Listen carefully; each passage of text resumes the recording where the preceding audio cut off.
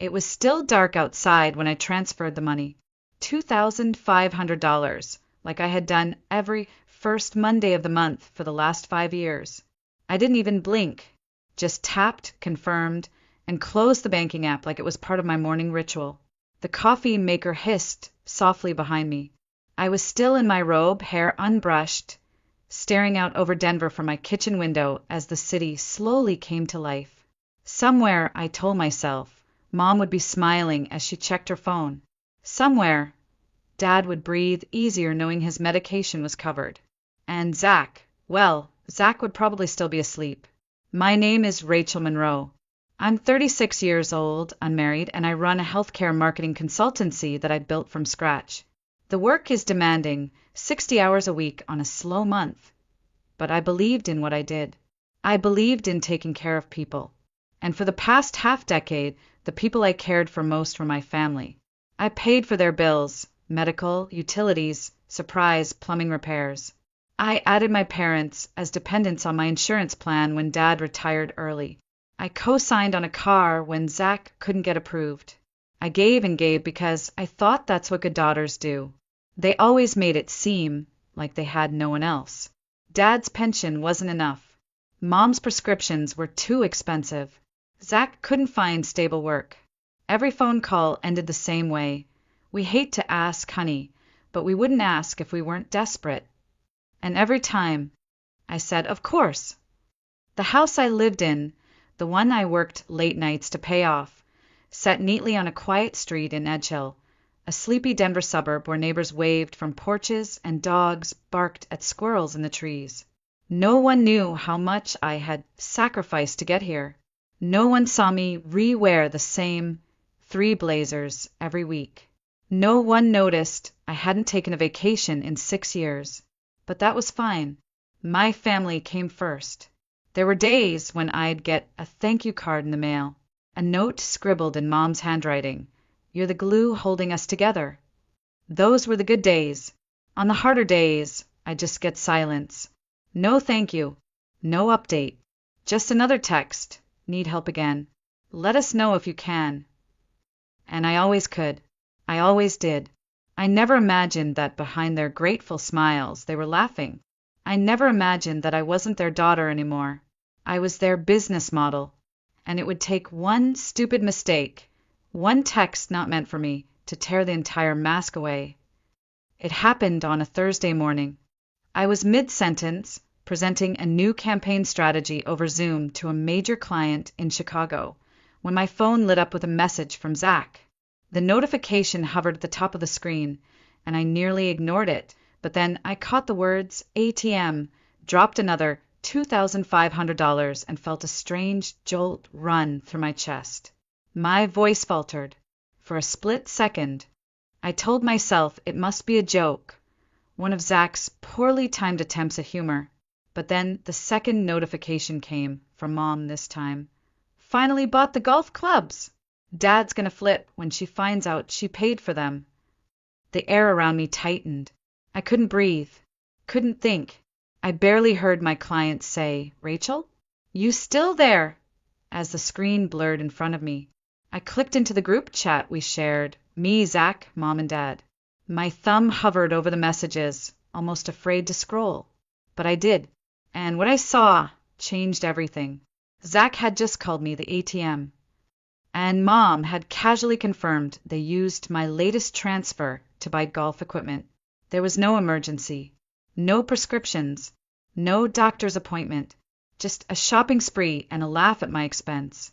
Then, as if the universe wanted to rip the curtain off completely, another message popped up.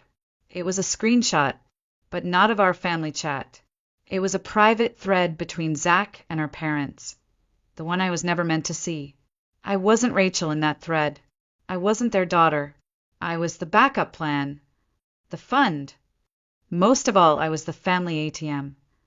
I sat frozen in my home office, the Zoom meeting still running on mute.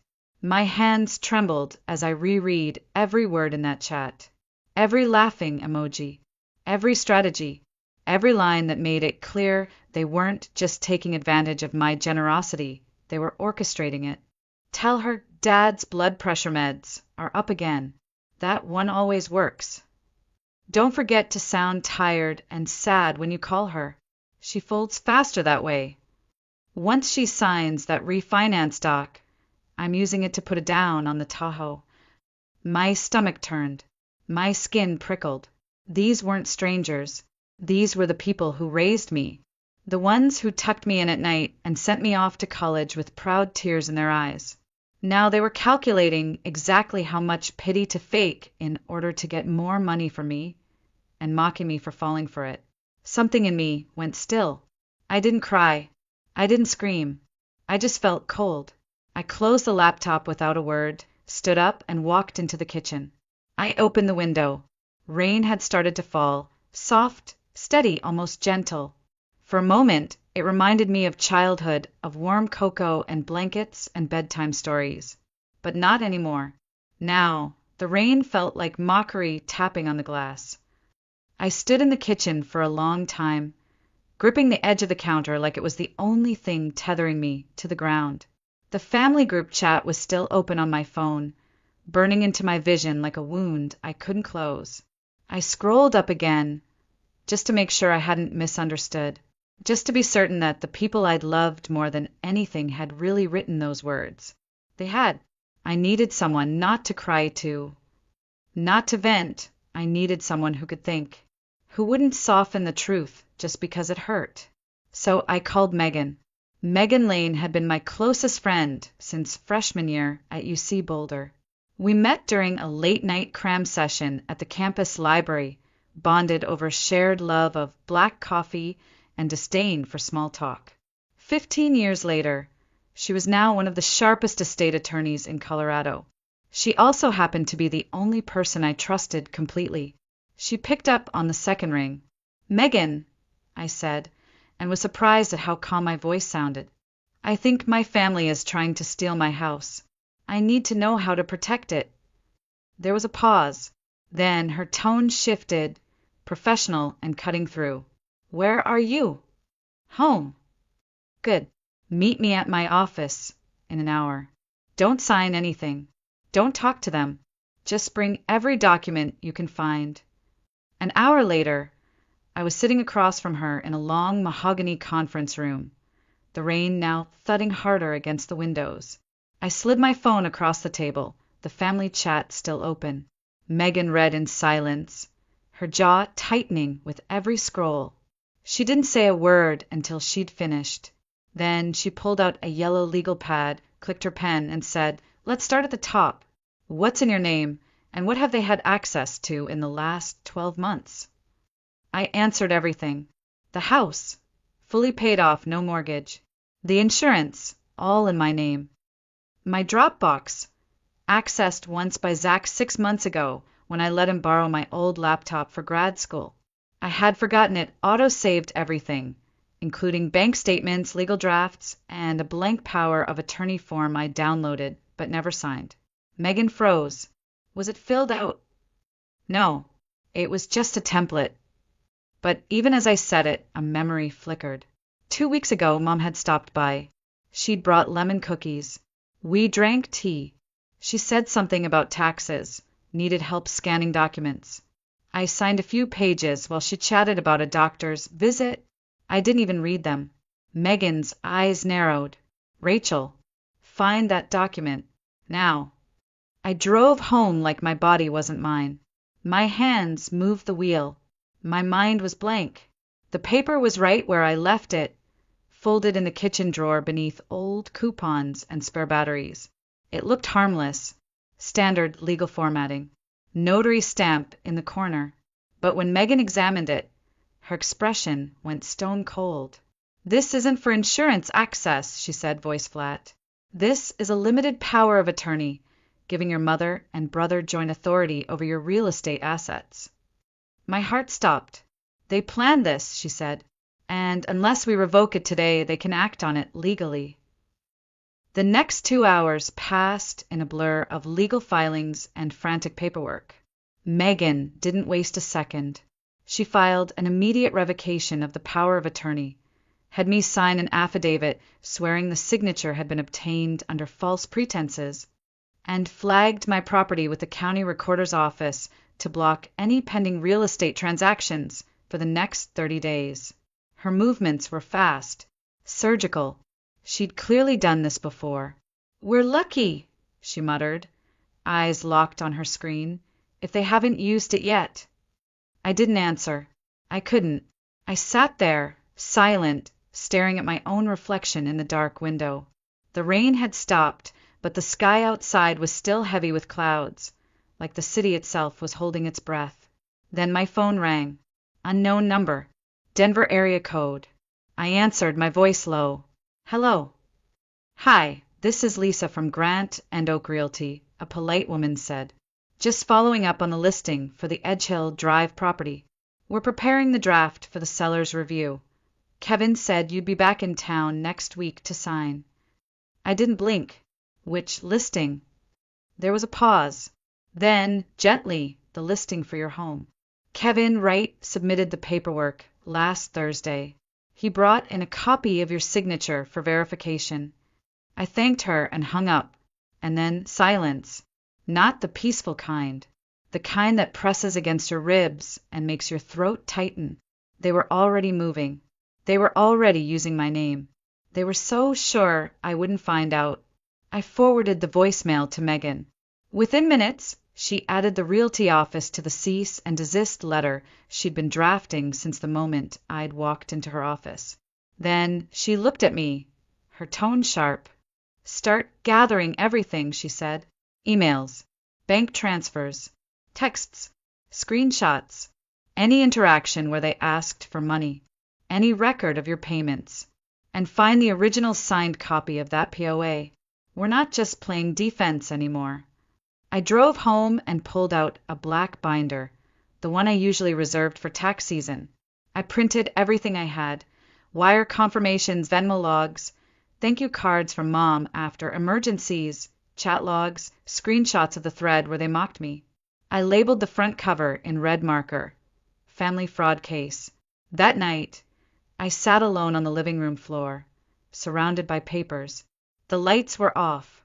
I didn't need them. The blue glow from my laptop was enough. I glanced up at the mantel.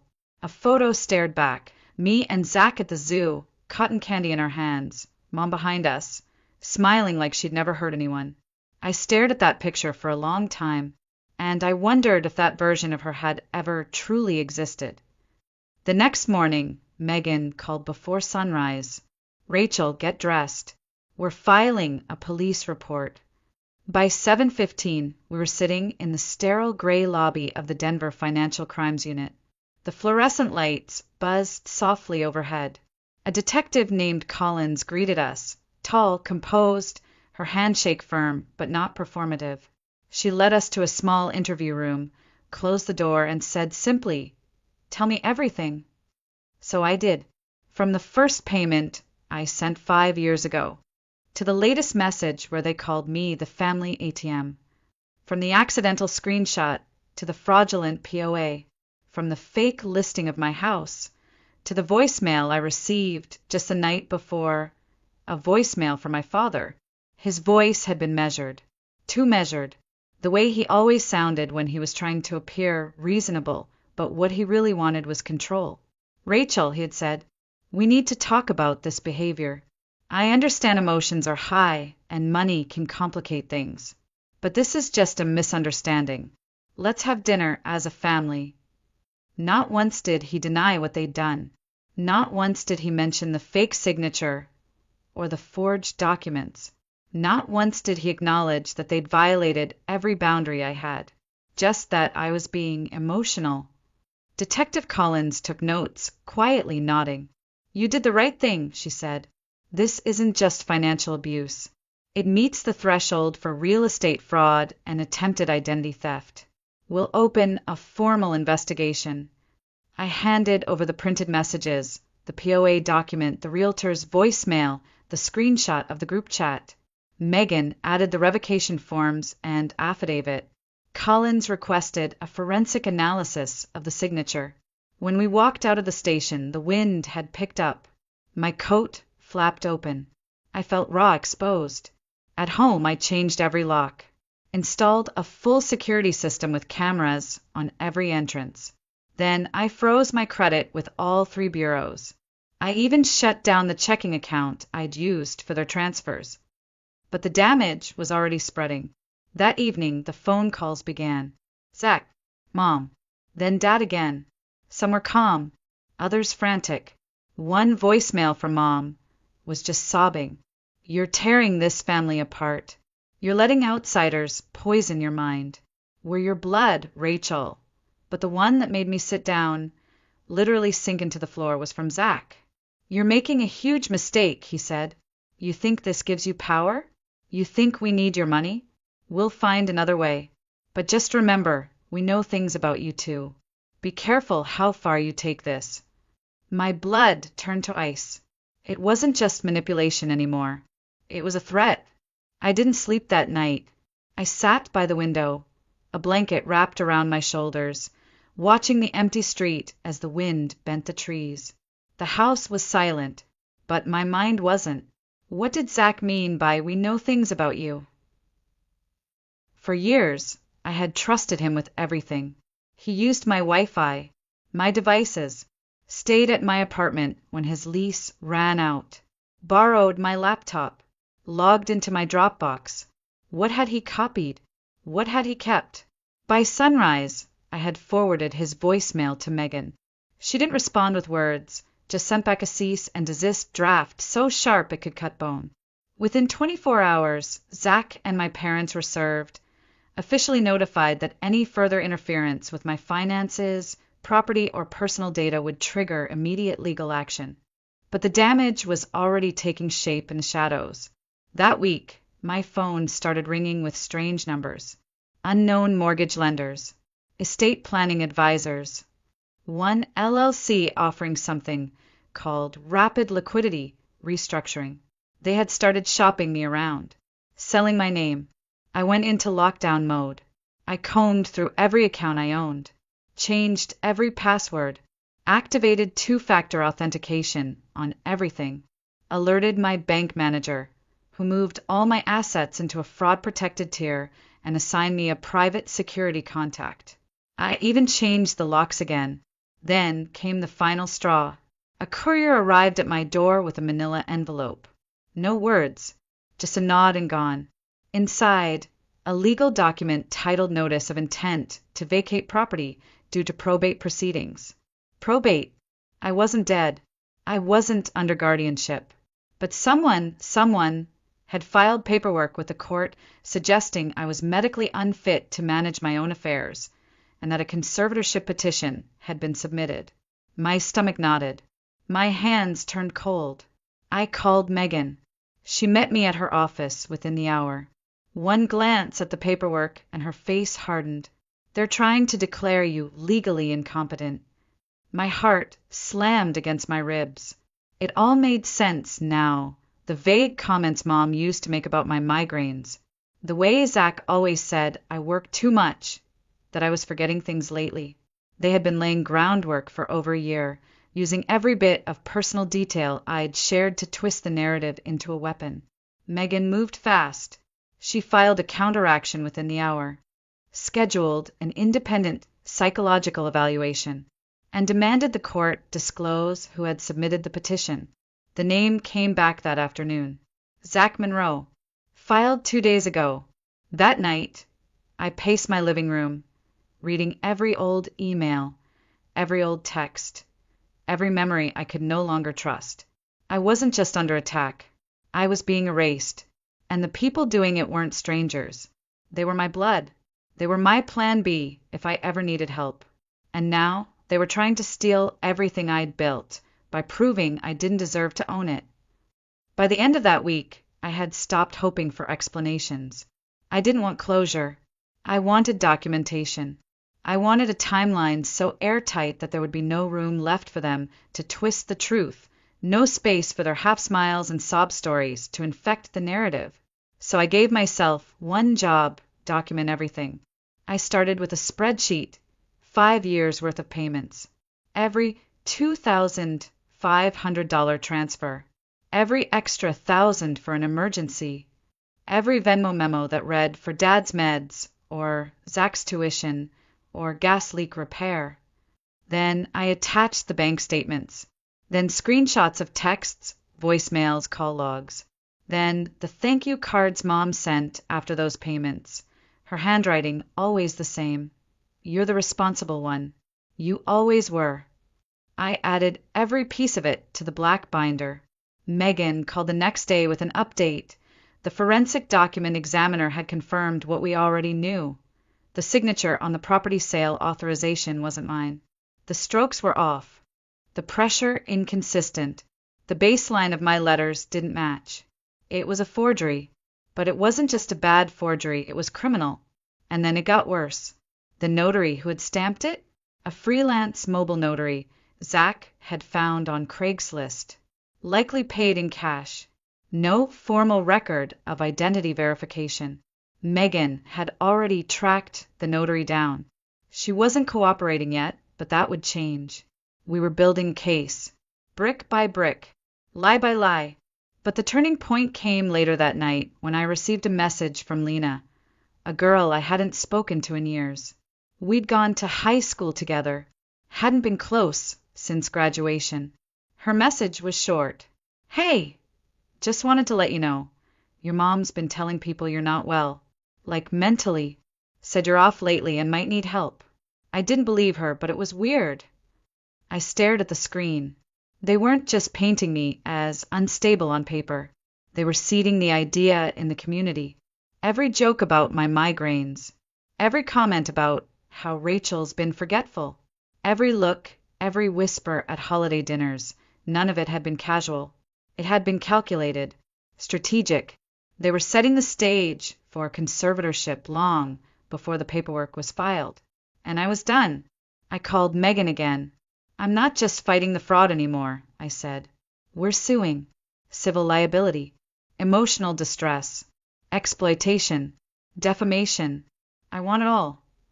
There was a pause. Then Megan's voice, cool and clear. Good. Let's bury them. The lawsuit went out on a Monday morning. It was clean, precise, brutal. Megan filed it directly to the county civil court, naming Zach Monroe, Frank Monroe, and Elaine Monroe as co-defendants. The charges included real estate fraud, attempted identity theft, civil defamation, and emotional exploitation. Within 12 hours of the case being served, I got a message from my mother. It was almost laughable. Please don't do this. We're family. This isn't what your father would have wanted. He was literally listed as one of the defendants. Then Zach left a voicemail trying to sound like the big brother who used to walk me to school. You've made your point, Rachel. Let's not spiral this out of control. We can sit down. Talk. You don't need to involve lawyers. I stood in my kitchen listening, mouth tight with something between a smirk and a scream. Now they wanted to talk. Now they remembered we were family. Where was that energy when they were forging my name, listing my house, trying to have me declared incompetent? They didn't want peace. They wanted control. But I wasn't playing defense anymore. Megan and I had already mapped every move they'd made, documented, time-stamped, categorized. The binder now held over 70 pages. Bank records, screenshots, notarized forms, and voice recordings.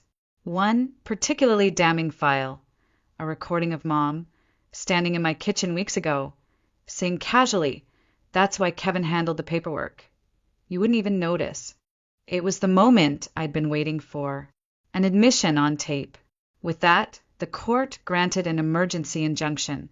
The forged property listing was frozen. Any financial activity tied to the house was locked down. Megan filed for a restraining order that same afternoon. I thought they'd back off. But people like them don't stop when they're caught. They double down. 2 days later, a post appeared on Facebook. My father's page. Public. Dramatic. Manipulative. It read like a eulogy and a character assassination all in one. He claimed I had changed. That I was being manipulated by greedy attorneys. That his daughter had become a stranger, accusing the very people who sacrificed everything for her. It was written to stir sympathy, to confuse, to make me look ungrateful, unstable. I didn't respond. I didn't need to, because my inbox was already filling with messages from people who had seen the court filings and knew the truth. One of Zach's old coworkers reached out. He offered a sworn statement. During a staff party, Zach bragged about taking over the house soon, about finally getting what he deserved. We added it to the case file, but the moment that hit hardest came in the form of an official letter from their attorney. They weren't just asking for mediation. They were suing me back for defamation, emotional harm, and financial sabotage. They demanded $250,000 in damages. I read the letter once and laughed, not because it was funny, but because it was so perfectly pathetic. They thought they could steal my house, lie about my mental health, rewrite my identity, and when I stood up, they said I was the problem. The countersuit was thick, nearly 50 pages, printed on textured legal paper, the kind designed to intimidate. They accused me of destroying their reputation, causing emotional distress, and sabotaging their financial future. In total, they demanded $250,000 in damages. It was absurd, it was offensive, and it was dangerous because it meant they were willing to go public. Megan called me less than 10 minutes after I emailed her the documents. "They're bluffing," she said. "Their claim is weak. The evidence is garbage. But we're past family drama now, Rachel. This is a full-scale legal war. We didn't waste time. We filed a motion to dismiss under Colorado's SLAPP statute, laws designed to prevent lawsuits meant to silence victims. And with that motion, we attached everything: the forged documents, the notary fraud, the attempt at a conservatorship without medical cause, and a full list of defamatory rumors being spread in the community. Then came the next hit. A local blog picked up a story from anonymous sources close to the family. The headline: Marketing Executive Accused of Betraying Her Own Family. The article painted me as a cold, ungrateful daughter, a woman obsessed with her career, emotionally unstable, manipulated by an aggressive female lawyer. I didn't respond. I didn't post. I didn't defend myself in the comment thread. Instead, I let the silence stretch, knowing the truth would speak louder in court than any blog ever could. That week, I deleted every social media app, focused on my case, took long walks at night with my phone on silent. But the silence didn't last. One evening, just after 10 p.m., someone banged on my front door. Not knocked, banged. Fists against wood. Angry. Repetitive. The sound echoed through the house like a threat. I didn't move at first, just stood at the top of the stairs, heart pounding. Then I peeked through the peephole. It was Zach, standing on my porch, fists clenched, his jaw locked in panic and fury. His face was pale, sweat glistening on his temples. For a moment he didn't move. He just stared at the door, breathing hard. I didn't flinch. I didn't open it. Instead, I tapped into the Ring camera system and activated the speaker. "You are trespassing," I said. "This is being recorded. Leave now." He didn't say a word. He stood there for another full minute, then turned and walked away. By morning, Megan had filed for a temporary restraining order, and the judge granted it within 48 hours. I thought that might be the breaking point, that maybe now, finally, they would stop. But they didn't. 2 days later, my father was rushed to the hospital with chest pains. My mother left me a voicemail between sobs, saying the stress was killing him, that I was killing him, that this witch hunt was tearing the family apart. I listened to it 3 times, and then I wrote a letter, not to them, but to myself, a list of every moment I had ignored my instincts to protect theirs. Every time I drained my savings, canceled plans, swallowed guilt that wasn't mine, and I ended it with a promise. I will not save people who are trying to destroy me. The court dates came faster than I expected. The countersuit from my family was torn apart in less than 10 minutes. The judge dismissed it without hesitation, citing lack of evidence, clear malice, and abusive intent. Megan didn't even have to raise her voice. The documents spoke for themselves. But the criminal case was still active: fraud, forgery, attempted theft, defamation. Zach and my parents had switched lawyers twice by then, clearly stalling, clearly hoping I'd fold. I didn't. I showed up to every deposition, brought every bank receipt, answered every question clearly, calmly, without bitterness. And slowly, everyone saw the truth. Not just the prosecutors. Me. I saw it too. For the first time in years, I saw myself not as the burdened daughter, not as the overgiving sister, but as a woman who had survived what no one should ever have to survive. Betrayal not from enemies, but from people who once kissed her goodnight. The final pretrial hearing ended with a shift I didn't expect. Their lawyer requested a settlement, not a mediation, not a plea, a settlement, because they knew if this went to trial, they would lose everything. Their offer: withdraw all claims, publicly apologize in writing and under oath, pay a portion of my legal fees. In return, I would agree not to sue them further. I asked for time, not because I wasn't sure, but because I wanted to be certain that accepting peace wouldn't feel like surrender. 3 days later, I gave Megan my answer. I'll consider it, I said, but only after the apology is made public.